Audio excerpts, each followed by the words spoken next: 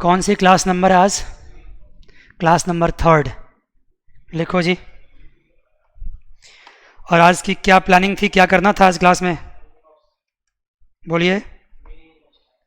आज sir meaning of salary and allowance से start करने थे। देखिए, सैलरी के मीनिंग तो हम पहले बता चुके हैं आपको, लेकिन आज कुछ और बोलना है।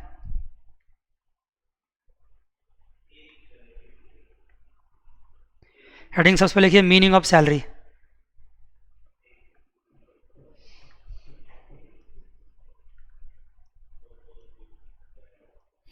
आज मीनिंग ऑफ सैलरी में एक्चुअली सैलरी का मीनिंग डिफाइन नहीं करना है, वो तो कल क्लास में हो गई थी।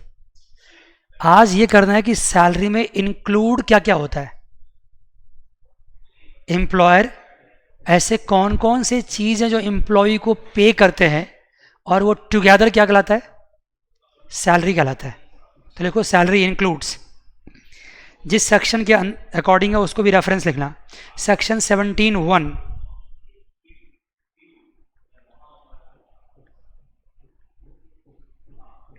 ठीक है ना, gives an inclusive definition of salary.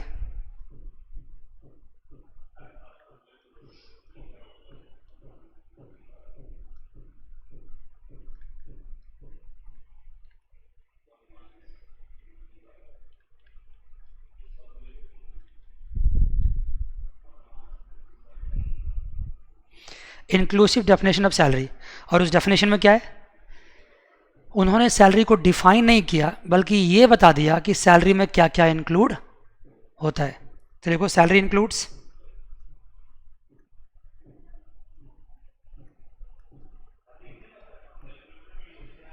Salary में क्या क्या इंक्लूड होता है।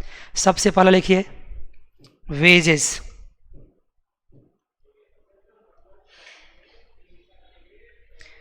वेजेस के बाद लिखिए एनी एन्यूटी और पेंशन। या रुक जाओ, ऐसे मत लिखो प्लीज, रुक जाओ, इस तरह से मत लिखो। सबसे पहले लिखो सैलरी इंक्लूड्स बेसिक सैलरी।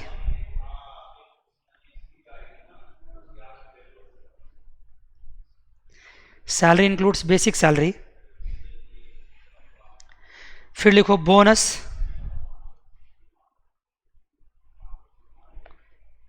फिर लिखो commission, basic salary, bonus, commission, allowances,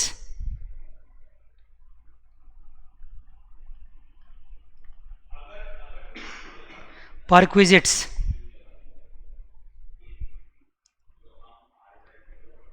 basic salary, bonus, commission, allowances, perquisites. लिख लिया? उसके बाद लिखो एनी एन्यूटी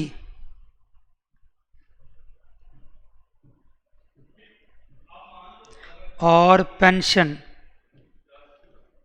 इसका मीनिंग हम क्लियर करेंगे, पहले लिखते जाओ। Gratuity,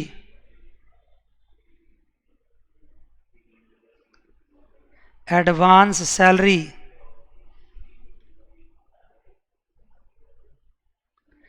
profit in lieu of salary,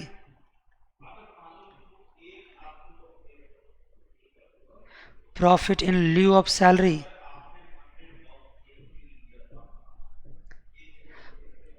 employer's contribution to provident fund,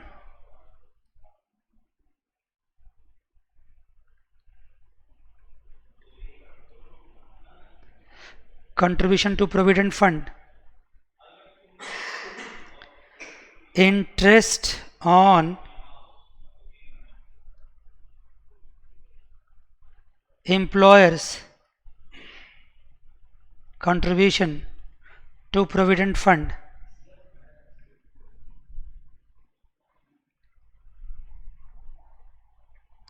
contribution by employer in pension scheme,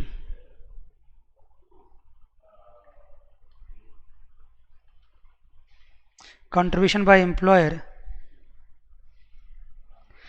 in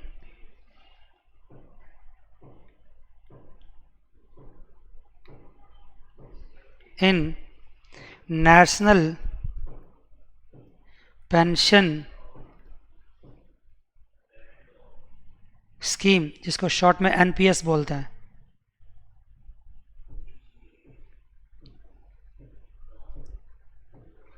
right.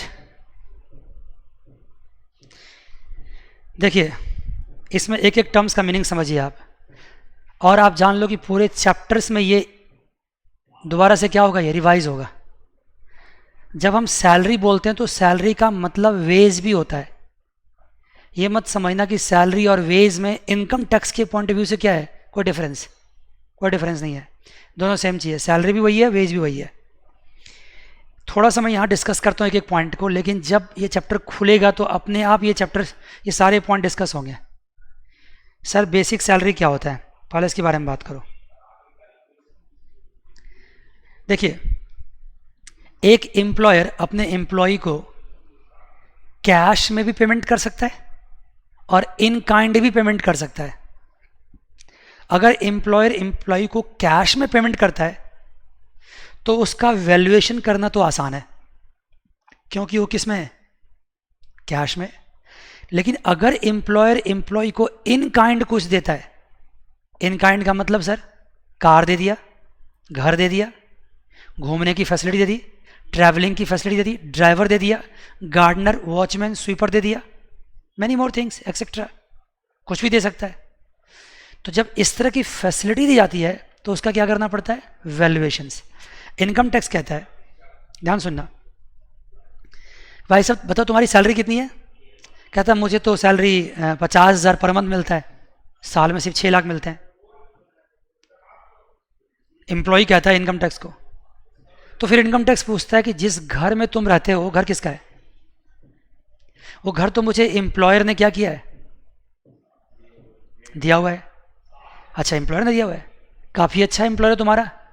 अगर वो एम्प्लॉयर तुम्हें घर नहीं देता तो तुम क्या करते, किराए पे लेते, और किराया तुम्हारा कहाँ से कटता, सैलरी से कटती। तो एक प्रकार से ये मान लो कि जो घर एम्प्लॉयर ने तुम्हें किराए पे दिया है उसकी किराए की पेमेंट एम्प्लॉयर कर रहा है, that is also going to be included in your salary, वो भी सैलरी है। इसके बारे में बाद में बात होगी, लेकिन मैंने अभी स्टार्ट की थी कि बेसिक सैलरी क्या है। अगर एम्प्लॉयर एम्प्लॉय को कुछ पेमेंट करता है और वो पेमेंट करने का वजह है उसका अपना स्किल, उसका अपना नॉलेज, उसकी अपनी इनर क्वालिटी, जिस क्वालिटी के लिए उसको नौकरी पे रखा गया है। जैसे मान लो मैं पढ़ाता हूँ, ठीक है ना, मुझे पढ़ाने की क्वालिटी है, मुझे किसी कॉलेज ने नौकरी दे तो मुझे पढ़ाने के लिए जो मुझे पेमेंट मिलेगा वहाँ से वो क्या कहलाएगा, बेसिक सैलरी। अब ऑफकोर्स कोई बंदा अगर पढ़ाता नहीं, कोई दूसरा काम करता है, फिजिकल वर्क करता है, तो उसकी स्किल कम है तो उसकी बेसिक सैलरी क्या होगी, कम होगी। और हमारे से ऊपर भी कोई बंदा जैसे प्रिंसिपल है, अगर वो मैनेजमेंट काम देखता है तो उसकी सैलरी क्या होगी, ज़्यादा होगी। तो आपके जो स्किल हैं, जिस पोस्ट पे आप काम करते हैं, जिस काम के लिए आपको रखा गया है, उसके बदले कुछ अगर आपको मिलता है तो वो क्या कहलाता है, बेसिक सैलरी। लेकिन आपके ज़िंदगी में बेसिक सैलरी के अलावा भी आपकी कुछ पर्सनल प्रॉब्लम्स भी होते हैं, और जब सुबह से शाम तक आप ऑफिस में ही होते हैं तो ऑलमोस्ट समझ लो जब तक आप जगे हुए हो तब तक कहाँ हो, ऑफिस में हो। घर में आ गए तो सो गए, सोने का मतलब डेड, नेचुरली डेड नहीं, लेकिन इंसान जब सोया हुआ तो दुनिया को क्या देख रहा हो। तो घर तो इंसान आता है क्या करने के लिए, सिर्फ सोने के लिए। 1-2 घंटा खाना पीना खाया, टीवी भी देखा और सो गया। सुबह जब नींद खुला तो फिर क्या कर रहा है, ऑफिस जाने की तैयारी। और जब से ऑफिस जाने की तैयारी की हो और जब घर आकर के अपना ड्रेस चेंज कर रहे हो तब तक तुम कहाँ हो, ऑफिस में ही हो। उसके बाद तुम्हारे पास टाइम ही क्या बचता है, सोने के लिए या खाने के लिए, बस मुश्किल से। तो पूरी ज़िंदगी आपने कहाँ लगा दी, ऑफिस में। तो अब एम्प्लॉयर की जवाबदेही है कि आपके लाइफ के डिफरेंट प्रॉब्लम्स को क्या करे, हो सॉर्ट आउट करे, उसके लिए वो कंट्रीब्यूट करे, उसके लिए वो पेमेंट करे, नहीं है क्या। तो आपकी लाइफ में और क्या समस्या हो सकती है, आपकी लाइफ में आपके बच्चों की पढ़ाई हो सकती है, आपके आने जाने के खर्च हो सकते हैं, आपके इंटरटेनमेंट हो सकते हैं, आपके घूमने के खर्च हो सकते हैं, बहुत सारी बातें हो सकती है। उनके लिए एम्प्लॉयर अगर आपको मॉनेटरी कंपनसेट करता है तो वो कहलाता है अलाउंसेस। क्या कहलाता है वो, अलाउंसेस। जब अलाउंसेस पढ़ाएंगे तो इसके बारे में और बात होगी, अभी सिर्फ इंट्रोडक्शन दे रहे हैं। बोनस सर, देखिए अगर पूरे साल भर बिजनेस ने अच्छा कमाया है तो उसके कमाई में किसने कंट्रीब्यूट किया है? एम्प्लॉय ने कंट्रीब्यूट किया है। तो हो सकता है उस कमाई का कुछ हिस्सा एम्प्लॉयर क्या करे, अपने एम्प्लॉय में एज अ बोनस बांट दे। That is called what? Bonus. तो बोनस कंपलसरी भी हो सकता है।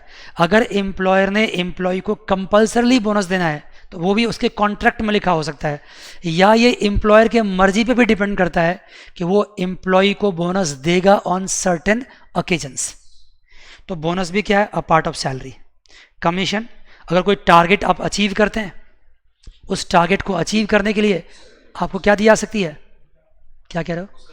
सर्टेन परसेंटेज आपको इन टर्म्स ऑफ कमीशन दिया जा सकता है। मान गए बच्चे? अभी मैं मीनिंग क्लियर कर रहा हूँ, ध्यान रखना। सर परक्विजिट्स किसी तरह की जो फैसिलिटीज़ मिलते हैं, एम्यूनिटीज़ मिलते हैं, कार की, स्वीपर की, गार्डनर की, वॉचमैन की, ये सब क्या कहलाते हैं? परक्विजिट्स कहलाते हैं। ज़्यादा डिटेल अभी इस टॉपिक पे होगा। ये जितनी बातें मैं कर रहा हूँ ना, ये सब अपने आप में क्या है? एक टॉपिक, इसके बारे में बात होने वाली है। एनी एन्युटीज और पेंशन। एन्युटीज का मतलब होता है, एन्युटीज का मतलब होता है रिकरिंग अमाउंट, एक पर्टिकुलर अमाउंट जो पर्टिकुलर टाइम पीरियड पे आपको बार बार मिलता है। एन्युटीज वर्ड एनुअल से लिया गया है। जैसे मान लो इनकम टैक्स की, सॉरी, एम्प्लॉयर क्या करती है, आपको हर साल 10,000 रुपया आपको किसी पर्टिकुलर काम के लिए पे करती है, हर साल पे करती है, तो क्या हो गया वो? एन्युटीज। पेंशन, आपके पेंशन फंड में एम्प्लॉयर क्या कर सकती है? कंट्रीब्यूट कर सकती है, या आपके रिटायरमेंट के बाद क्या दे सकती है? पेंशन दे सकती है। पेंशन को एन्युटी क्यों माना गया है? क्योंकि हर साल मिलता है, हर महीने मिलता है। बात समझ गए? तो कोई भी एन्युटीज या पेंशन, इसके बारे में भी बात होगी। अभी जितनी बातें मैं बोल रहा हूँ उतना से ही संतुष्ट हो जाओ, क्योंकि ऐसा नहीं है कि ये लास्ट क्लासेस की, कम से कम 20 क्लासेस होंगे और ये 3rd क्लास है, तो सोचो कितनी बातें होने वाली है, सब डिस्कस होगा। ग्रेचुटी सर, अगर आप नौकरी से रिटायर हो जाते हैं तो आपने अपने पास्ट में जितना काम किया है, 20-30 साल 25 साल, आपके ऑनर में आपका एम्प्लॉयर आपको कुछ हैंडसम सा अमाउंट पे करता है, उसको क्या बोलते हैं? ग्रेचुटी बोलते हैं। ग्रेचुटी अलग टॉपिक है, बात होगी। एडवांस सैलरी, अगर सैलरी आपने एडवांस में ले ली तो वो भी सैलरी का पार्ट है, कल बात इसके बारे में हुई आपसे। Profit in lieu of salary, profit in lieu of salary, ध्यान सुनना। एक बात बताओ, जब आप कोई काम कर रहे होते हैं, जब आप कोई काम कर रहे होते हैं, उस वक्त जो आपको सैलरी मिलती है, समझ रहे बात को? जब आप कोई काम कर रहे होते हैं उस वक्त जो आपको सैलरी मिलती हो तो सैलरी है। लेकिन मान लो अगर जॉब से आप निकाल दिए गए, जॉब से आप निकाल दिए गए, उसके बावजूद भी आपको कंपनसेटरी अमाउंट मिल रहा है, तो वो कंपनसेटरी अमाउंट क्या आपको काम करने के लिए मिल रहा है? नहीं ना, आपने जॉब छोड़ दी, आपको कंपनसेशन मिला है ना। तो जब काम करने के लिए अमाउंट नहीं मिला है, कंपनसेशन के तौर पे मिला है, तो उसको क्या बोलेंगे हम? उसको सैलरी नहीं बोलेंगे, बल्कि क्या बोलेंगे? Profit in lieu of salary बोलेंगे। जब काम के बदले मिला तो क्या हुआ? सैलरी। और जब काम नहीं कर रहे हैं उसके बावजूद भी मिल रहा तो क्या कहलाएगा? Profit in lieu of salary. In lieu का मतलब होता बदले में, इन ल्यू का मतलब क्या होता? बदले में। प्रॉफिट मिला आपको सैलरी के बदले में, इसके बारे में बात होगी। Employer contribution to provident fund, अगर एम्प्लॉयर प्रोविडेंट फंड में कंट्रीब्यूट करता है तो याद रखना इन एक्सेस ऑफ, यहां लिख लेना, इन एक्सेस ऑफ 12%, वो आपके लिए सैलरी का पार्ट हो जाता है। और ये इन एक्सेस ऑफ व्हाट?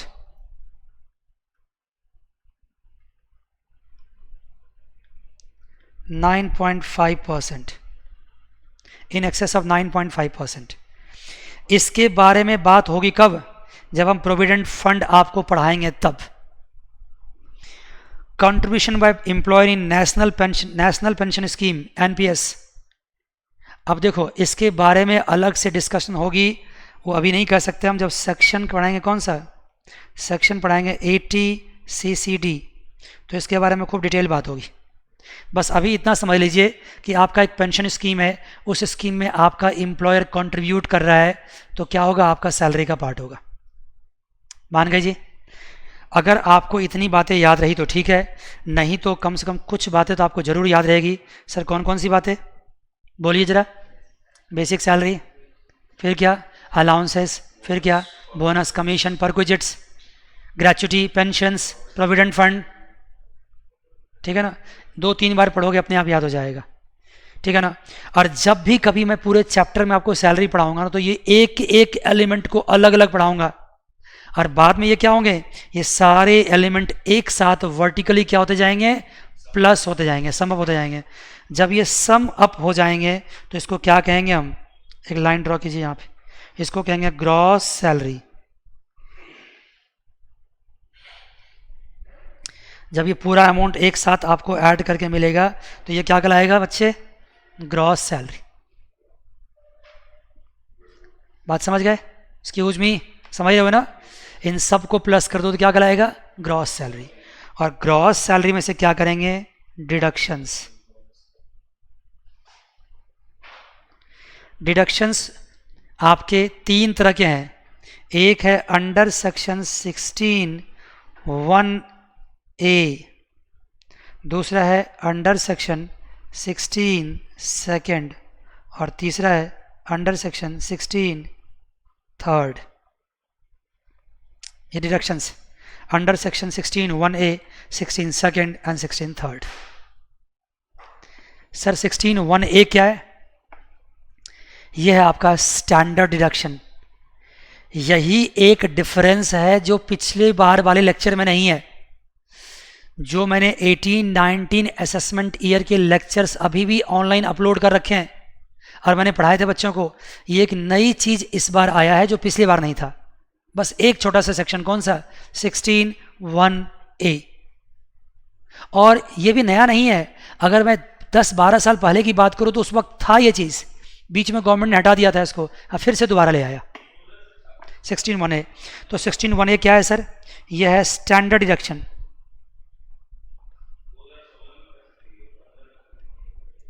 और यह स्टैंडर्ड डिडक्शन कितना है, यह है अप टू 40,000। अप टू 40,000 मैं इसलिए बोल रहा हूँ, 40,000 से ज़्यादा नहीं हो सकता है, लेकिन 40,000 से क्या हो सकता है, कम हो सकता है। अगर बंदे की सैलरी 30,000 ही है तो स्टैंडर्ड डिडक्शन कितना मिलेगा, 30,000 ही मिलेगा। अप टू 40,000 बोल दिया। 16(2) इंटरटेनमेंट अलाउंस, इसको शॉर्ट में बोलते हैं EA, इंटरटेनमेंट अलाउंस। और ये किसको मिलता है, सिर्फ गवर्नमेंट एम्प्लॉई को। इंटरटेनमेंट अलाउंस किसको मिलता है, गवर्नमेंट एम्प्लॉई को। कितना मिलता है सर, अभी नहीं बताएंगे, इसके बारे में अलग से बात होगी। 3 पॉइंट का मिनिमम होता है इंटरटेनमेंट अलाउंस रिसीव्ड, ठीक है ना, 5,000 and 20% of basic salary which ever is minimum. लेकिन अभी आप समझ गए तो अच्छी बात है, नहीं समझे तो अवॉइड कर दीजिए क्योंकि बात इसके बारे में होगी। 16(3) प्रोफेशनल टैक्स, जिसको टैक्स ऑन एम्प्लॉयमेंट भी कहते हैं। Tax on employment,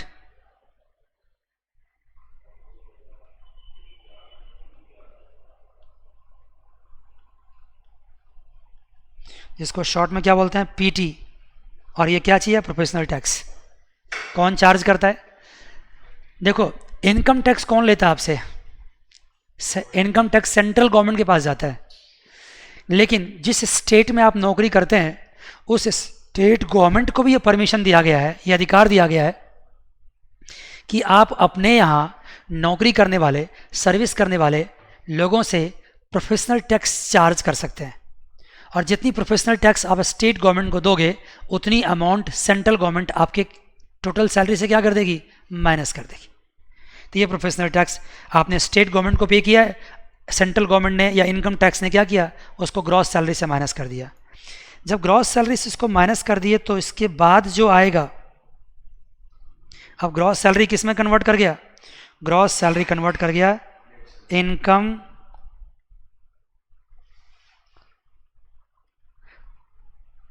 under the head salary.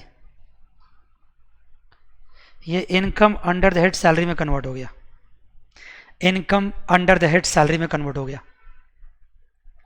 आप जानते हो जो बातें मैं अभी पढ़ा रहा हूँ ये क्यों इंपॉर्टेंट है, क्योंकि अल्टीमेटली जब पूरा चैप्टर पढ़ लोगे ना तो सैलरी में करना यही है आपको। जब सब कुछ पढ़ लेंगे हम तो बेसिक सैलरी निकालेंगे, जो कि पिछले क्लास में निकालना सिखाया था आपको ग्रेडिंग सिस्टम से, याद है ना, ग्रेडिंग सिस्टम से बेसिक सैलरी, फिर bonus, commission, allowances, perquisites, gratuity, ये सब एक एक एलिमेंट को अलग अलग वर्किंग नोट में कैलकुलेट करेंगे, बाद में सबको प्लस करेंगे वर्टिकली, और ये पूरे फॉर्मेट के साथ income under the head salary निकालेंगे। सर ये तो बहुत ही आसान चीज़, इसका मतलब ये सब कुछ तो सवाल में दे रखा है, बस इनको प्लस ही तो करना और क्या करना है। एब्सोल्युटली करेक्ट, आपने सही कहा है, ये सब कुछ सवाल में दे रखा होगा, आपको बस प्लस ही करना होगा। लेकिन पंगा कहाँ आएगा कि ये जितने भी आइटम्स आपको यहां दिख रहे हैं, ये सारे आइटम्स 100% सैलरी में प्लस नहीं होते हैं। कुछ क्या होते हैं, एग्जेम्प्ट भी होते हैं। ध्यान सुनना, मैं क्या कहना चाह रहा हूं। जैसे मैंने अलाउंसेस की बात करी, मैंने किसकी बात करी, अलाउंसेस की। तो जितने अलाउंसेस होते हैं वो सारा का सारा 100% टैक्सेबल नहीं होता है, उसमें से कुछ क्या मिलता है, एग्जेम्पशंस। अगर मैं अलग से बात करूं, आपको ध्यान समझिएगा, जो अलाउंसेस है मान लो, उसमें से कुछ क्या होंगे, एग्जेम्प्ट होंगे। अलाउंसेस में से एग्जेम्प्ट को माइनस करेंगे, उसके बाद जो बचेगा वो अलाउंसेस क्या होगा, टैक्सेबल अलाउंसेस। बात समझ रहे हैं बच्चों। अगर 100% अलाउंसेस टैक्सेबल होता तब तो कोई पंगा था ही नहीं। यहां क्या है, अलाउंसेस में से एग्जेम्पशन माइनस होगा और फिर जाके टैक्सेबल अलाउंस आएगा। तो मुझे बताओ, ऊपर ये वर्टिकल चार्ट में आप क्या प्लस करोगे, अलाउंसेस प्लस करोगे या टैक्सेबल अलाउंसेस प्लस करोगे। सर टैक्सेबल अलाउंसेस प्लस करो। और टैक्सेबल अलाउंसेस कब निकलेगा, जब एग्जेम्पशन क्या कर देंगे, माइनस। लेकिन आपको पता तो होना चाहिए कि एग्जेम्पशन है कितना।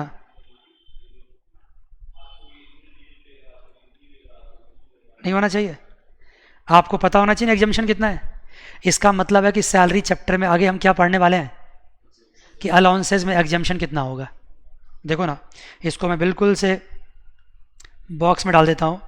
एक पॉइंट तो आप ये पढ़ने वाले हैं कि अलाउंसेस में एग्जेम्पशन कितना होगा। अगर अलाउंसेस में एग्जेम्पशन नहीं होता तो चैप्टर बहुत आसान हो जाता। दूसरी बात, सर और क्या पढ़ना पड़ेगा, चलो अलाउंसेस में एग्जेम्पशन पढ़ लेंगे, याद कर लेंगे, इतना ही तो काम है ना, और भी काम है। ये एग्जेम्पशन सिर्फ अलाउंसेस में नहीं होता है, ये एग्जेम्पशन रिटायरमेंट बेनिफिट्स में भी होता है।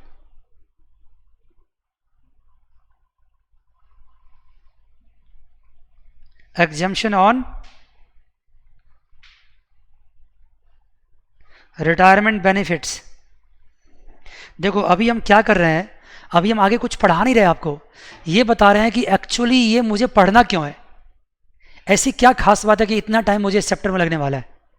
ये एग्जेम्पशन ऑन रिटायरमेंट बेनिफिट्स, ये क्या चीज़ है सर। अगर आप रिटायर कर जाते हैं तो आपको ग्रेच्युटी मिलता है, आपको पेंशन मिलता है,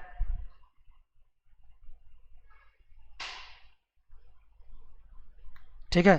क्या क्या मिलता है लिखो, आपको ग्रेच्युटी मिलता है, आपको पेंशन मिलता है, आपको लीव सैलरी मिलता है, एक्सेट्रा। जब ग्रेच्युटी मिलता है, पेंशन मिलता है, लीव सैलरी मिलता है, तो ये भी 100% टैक्सेबल नहीं होता है। इसमें से भी कुछ अमाउंट क्या होते हैं, एग्जेम्प्ट होते हैं। तो इसका मतलब सर ये भी सीखना पड़ेगा। चलो मान लिया सर ये भी सीख लिया, अलाउंसेस पे एग्जेम्पशन भी सीख लिया, और रिटायरमेंट बेनिफिट्स पे जो एग्जेम्पशन हुआ ये भी सीख लिया। आपने दो काम बता दिया एक तरह से, समझ लो, एक ये काम बताया, एक ये काम बताया। और कुछ बताओ, और क्या करना पड़ेगा। ये दो काम बहुत आसान है, याद कर लेंगे बच्चे। एक और भी चीज़ है, अगर एम्प्लॉयर ने आपको पेमेंट कैश में नहीं करी, एम्प्लॉयर ने पेमेंट कैश में नहीं करी बल्कि क्या करी, इन काइंड करी। इन काइंड पेमेंट का मतलब सर परक्विजिट्स हो गया। जैसे क्या दिया, हेडिंग लिखो उसका, जैसे परक्विजिट्स, जिसको शॉर्ट में पॉक्स बोलते हैं, इसके बारे में डिस्कशन होगी अभी आपसे। कोई भी फैसिलिटीज दिया,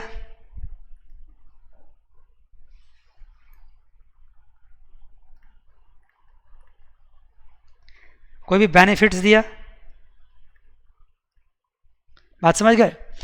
ये सब चीज आपको दिया इन काइंड। कैसे दिया आपको? In kind.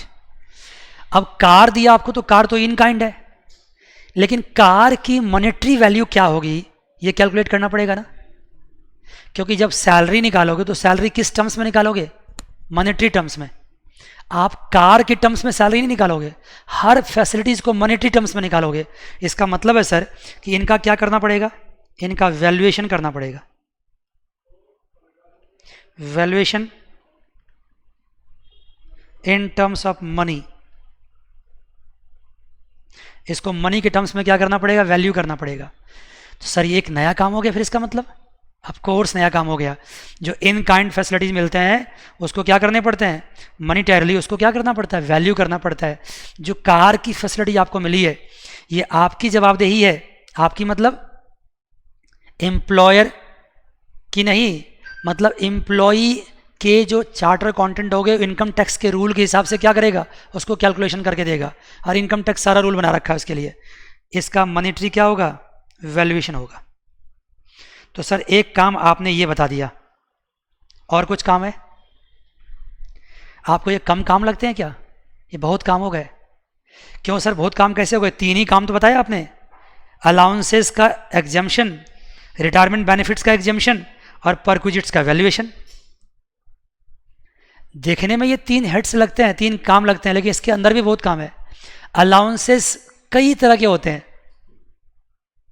अब सब अलाउंसेस का ट्रीटमेंट क्या है? अलग अलग है। अब जैसे मान लो हाउस रेंट अलाउंस है, सिटी कंपनसेटरी अलाउंस है, मेडिकल अलाउंस है, यूनिफॉर्म अलाउंस है, हेल्पर अलाउंस है, डियरनेस अलाउंस है, राइट ना। आर्म्ड फोर्सेस के बहुत सारे अलाउंसेस हैं, अंडरग्राउंड अलाउंस है, ट्रांसपोर्ट अलाउंस है, कन्वेंस अलाउंस है, डेली अलाउंस बोल दिया होगा शायद मैंने।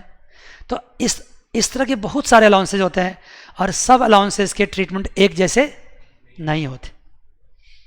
तो इसका मतलब सर आपने तो अब काम को मुश्किल बना दिया है। मैंने मुश्किल नहीं बनाया, मुश्किल किसने बनाया है? चैप्टर ने बनाया है। अब जब अलाउंसेस के एग्जम्पशंस पढ़ेंगे आप तो इसमें भी आपको कई 2 क्लास 3 क्लासें लग जाएंगे, 4 क्लासें लग जाएंगे। फिर जब आगे बढ़ेंगे तो रिटायरमेंट बेनिफिट्स के, ग्रेचुटी का अलग ट्रीटमेंट, पेंशन का अलग ट्रीटमेंट, लीव सैलरी का अलग ट्रीटमेंट, रिट्रेंचमेंट कंपनसेशन का अलग ट्रीटमेंट, प्रोविडेंट फंड का अलग treatment, and many more things are there.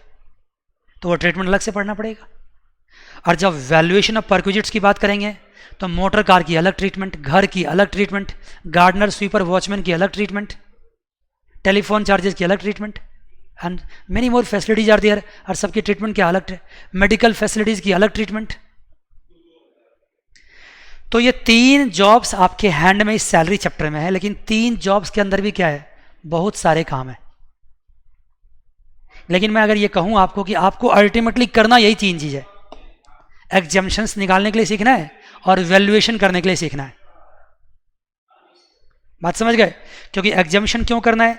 क्योंकि जो ग्रॉस सैलरी में ऐड होगा वो एग्जम्पशन के बाद ऐड होगा। और वैल्यूएशन क्यों करना है? क्योंकि ऐड करने के लिए वैल्यूएशन करना पड़ेगा। तो अगर एग्जम्पशन नहीं सीख पाएंगे, वैल्यूएशन नहीं कर पाएंगे तो ग्रॉस सैलरी नहीं निकाल पाएंगे।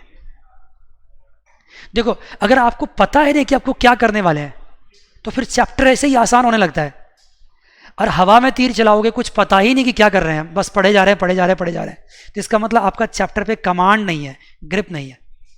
तो फिर आप क्या करेंगे? अंदाजे से कुछ ना कुछ करके आ जाएंगे एग्जाम में। ग्रिप होना बहुत जरूरी है। तो ठीक है बच्चे, यहां तक की बात समझ गए। आइए कुछ टर्म्स है अलाउंसेस को पढ़ाने से पहले। अलाउंसेस हेडिंग्स मैंने पिछली क्लास में आपसे प्रॉमिस किया था कि अलाउंसेस स्टार्ट करेंगे, लेकिन अलाउंसेस को स्टार्ट करने से पहले कुछ टर्म्स है जिसको मैं आपके सामने लिखता हूं और उसको डिस्कस करता हूं, फिर जाकर अलाउंसेस स्टार्ट करेंगे। क्या टर्म्स है सर? सबसे पहला टर्म्स उसमें है वेज। सर अभी तो आपने वेज के बारे में बता दिया, बिल्कुल सही बात। अगर आप मानते हैं कि मैंने अभी आपको बताया है तो बहुत सही है। सैलरी में और वेज में कोई डिफरेंस नहीं है। देखो इंग्लिश मीनिंग में डिफरेंस हो सकता है, लेकिन टैक्स के ट्रीटमेंट में सैलरी एंड वेज में डिफरेंस नहीं है। मान गए? देखिए उसके बाद होता है आपको क्या, एन्यूटी। अभी कुछ देर पहले मैंने बात की एन्यूटी बारे में, जो एनुअल ग्रांट्स आपको मिलते हैं, जो हर साल आपको मिलते हैं, वो क्या कहलाते हैं, ठीक है ना। एम्प्लॉयर अपनी मर्जी से भी दे सकता है और कॉन्ट्रैक्चुअल एग्रीमेंट भी हो सकता है। अपनी मर्जी से मतलब आपने कोई दबाव उस पर नहीं बना रखा है, कोई जॉब का कॉन्ट्रैक्ट नहीं है, एम्प्लॉयर अपनी मर्जी से दे रहा है। या हो सकता है कि आपके जॉब के कॉन्ट्रैक्ट में क्या हो, लिखा हुआ हो, तो फिर एम्प्लॉयर को देना ही पड़ेगा। लेकिन ये एनुअल ग्रांट्स होते हैं जो हर साल मिलते हैं। उसके बाद next point sir, bonus. Bonus का मीनिंग भी अभी आपसे क्लियर किया मैंने। एम्प्लॉयर एम्प्लॉय को बोनस पे करता है, वॉलंटरली भी पे कर सकता है और जॉब कॉन्ट्रैक्ट का पार्ट भी हो सकता है। लेकिन बोनस के साथ खास बात क्या है कि ये ड्यू बेसिस पे टैक्सेबल नहीं होता है, not taxable.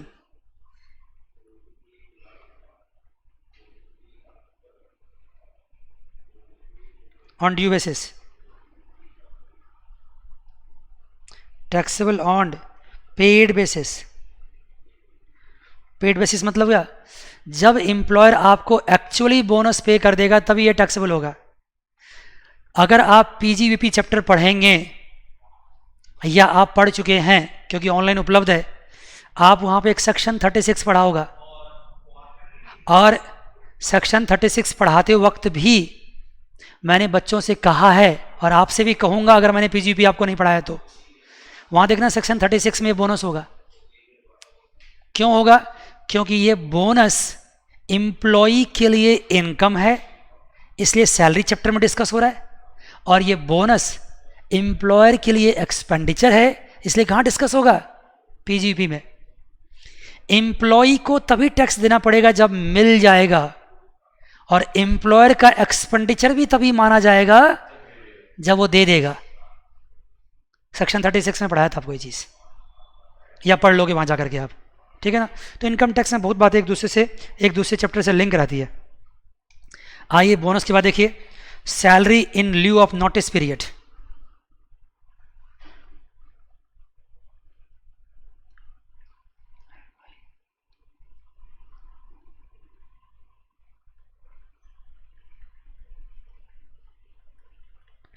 Salary in lieu of notice period क्या होता है सर, ध्यान सुनना। अगर मान लीजिए एम्प्लॉयर आपके काम से संतुष्ट नहीं है, employer is not satisfied by your work, by your job, वो आपको फायर कर सकता है, उसको अधिकार है। लेकिन फायर करने का भी कुछ कंडीशंस होते हैं। अगर मान लो जॉब कॉन्ट्रैक्ट में ये लिखा हुआ है कि आप मुझे फायर करने से पहले 2-3 महीने का नोटिस देंगे, 3 महीने का नोटिस देंगे, 3 महीने से पहले मुझे नौकरी से निकाल नहीं सकते, तो एम्प्लॉयर एक काम कर सकता है, 3 महीने की सैलरी आपको एडवांस में पकड़ा देगा और कहेगा कल से मत आना। वो इतना आपसे परेशान हो चुका है कि 3 महीने में तो आप उसके बिजनेस को बर्बाद कर दोगे। तो इससे अच्छा क्या कहेगा वो, तुम्हें सैलरी चाहिए ना, ये सैलरी पकड़, बस कल से मत देखियो यहाँ पे। जो गेट कीपर आपको रोज़ सैल्यूट मारता था वो गेट कीपर आपको घुसने नहीं देगा अंदर, ऐसा होता है। जो गेट कीपर आपको रोज़ सैल्यूट मारता था वो आपको अंदर नहीं आने देगा, सैलरी आपको पकड़ा दी गई है। तो वो जो सैलरी आपको दी गई है वो सैलरी क्या काम के लिए दी गई है, नहीं, रिट्रेंचमेंट के लिए दी गई है, कंपनसेटरी नेचर का है। और जब कंपनसेटरी नेचर का होता है उसको क्या बोलते हैं, profit in lieu of salary. और ये क्या कहलाएगा, ये कहलाएगा salary in lieu of notice period. ये क्या हो गया, salary in lieu of notice period. Notice period के बदले में आपको क्या मिल गई, सैलरी मिल गई, और ये भी क्या होगा, टैक्सेबल होगा। बहुत बढ़िया सर, समझ आई बात यहाँ तक, ठीक है सर। नेक्स्ट बात आती है fees and commission.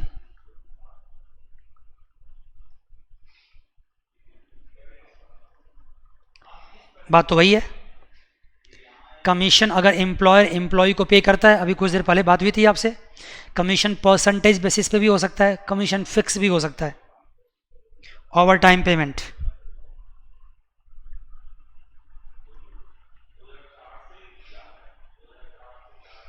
Over time payment, भाई जब आप नौकरी कर रहे हैं, आपकी 8 घंटे की ड्यूटी है, आप 10 घंटा काम कर रहे हैं तो 2 घंटे के लिए एम्प्लॉयर क्या करेगा, आपको ज़्यादा सैलरी देगा। वो 2 घंटे की सैलरी क्या कहलाएगी, ओवर टाइम। ओवर टाइम भी क्या कहलाएगा, सैलरी का पार्ट होगा, वो भी टैक्सेबल होगा। ओवर टाइम भी सैलरी का पार्ट होगा और वो भी टैक्सेबल होगा, कोई डिफरेंस नहीं है। ठीक है जी। अलाउंसेस को शुरू करने से पहले इतनी बातें मुझे आपको थियोरेटिकली आपको समझाना था। मुझे उम्मीद है कि आप समझ गए। क्या क्या डिस्कस किया हमने आज हमने डिस्कस किया सैलरी का मीनिंग, सैलरी में क्या क्या इंक्लूड होता है, उसके सारे टर्म्स, ग्रॉस सैलरी बताया, उसमें से डिडक्शंस माइनस किए और बताया कि इस चैप्टर में पढ़ना क्या है। एग्जम्पशंस निकालने के लिए सीखना है और वैल्यूएशन करना है। एग्जम्पशन किस में से, अलाउंसेस में से, और वैल्यूएशन किस में से, वैल्यूएशन किसका, परक्विजिट्स का। लेकिन आगे जाने से पहले मैं एक छोटी सी बात आपको बताना चाहता हूँ, फिर मैं नेक्स्ट टॉपिक स्टार्ट करूँगा, और वो ये है, हालांकि मैंने बेसिक्स क्लास में, इंट्रोडक्शन की क्लास में ये बात सिखा रखी है आपको। क्या सर, एग्जम्पशन एंड डिडक्शंस क्या चीज़ है सर, ये क्या डिफरेंस है इसका। आप मेरा इंट्रो का लेक्चर पढ़ोगे, वहाँ पे ये बातें हुई है, लेकिन एक बार फिर से मैं क्या करता हूँ, क्योंकि ये अपॉर्चुन टाइम है तो डिस्कस कर लेता हूँ। एग्जम्पशन एंड डिडक्शन क्या चीज़ है सर ये।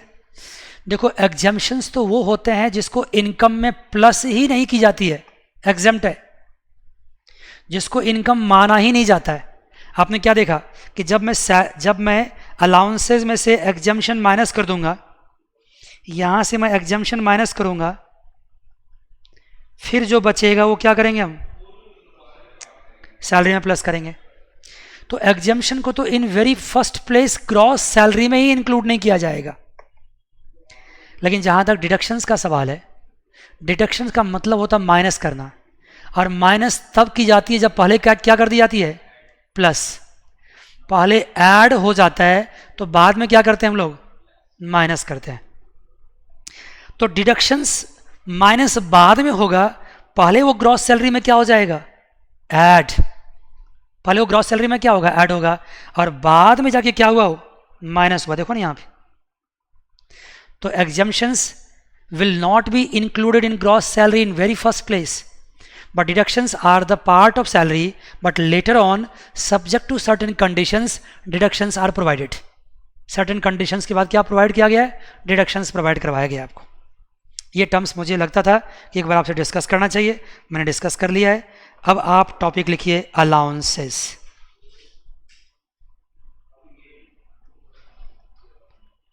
अब आपका सीरियस टॉपिक स्टार्ट हो रहा है। समझ लिए कि जितने दिन से मैं अभी पढ़ा रहा हूँ, जितनी क्लासेस मैंने इसकी ली है, उसमें अब जाके आपका ये पहला सीरियस टॉपिक स्टार्ट हो रहा है, अलाउंसेस। लेकिन मैं चाहता हूँ कि अगर ये सीरियस टॉपिक है, इसमें बहुत अच्छी अच्छी बातें आपसे करनी है, तो क्यों ना इस बात को अगली क्लास में की जाए, फ्रेश क्लास में की जाए, और फ्रेश माइंड से आपको पढ़ाई जाए।